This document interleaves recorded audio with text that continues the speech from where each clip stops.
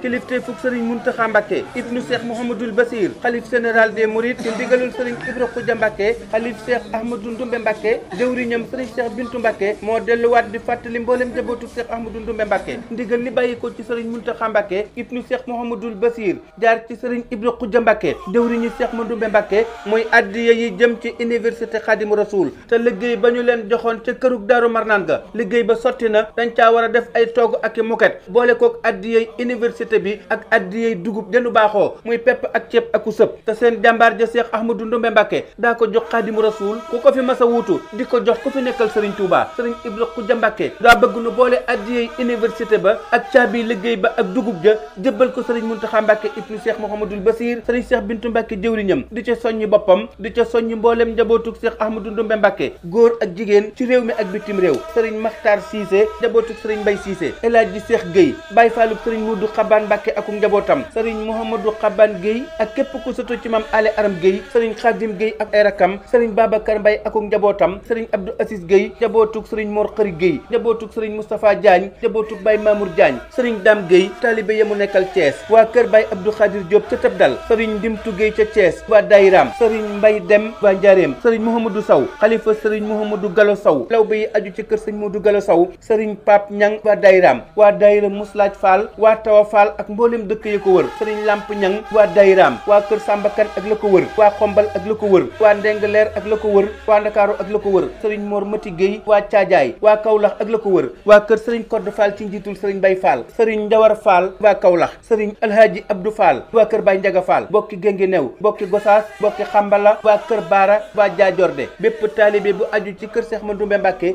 góor ak jigéen ci biir réew mi ak bitim réew sëriñ baa ngi leen di yëgal ne kenn ku nekk nag la muy joxe mën na koo jaarale ci jëwriñam fépp fu ab taalibe nekk te dégg communiqué bii na xam ne mooy ndaw li sëriñ bi yónni ci moom mi ngi leen ci ñaanal jàppandal ak ngërëmul yàlla ak pajuk aajo barke sëriñ Touba barke Cheikh Ahmadou Ndumbe Mbàkke kursub ndigal baa ngi nii addiya mooy taxaraw ak jëf ndigal ku ko sàlloo dal di làq ngërëm kuy jëf ndigal joxe ay haddiya rombi kemam barke pajuk aajo lum tàbbeeti làq ca ndam haddiya day yokki xéewal wërsëg ak gudd fan day bijji ak texe tey ji ak ëllëg fa nu jëm Cheikh Bintu Mbàkke di ñaan wér wërsëg ak gudd fan barkeek ngërëm sa borom aar nu ci ay mbugalam bay jégal communication la qualité fait la différence.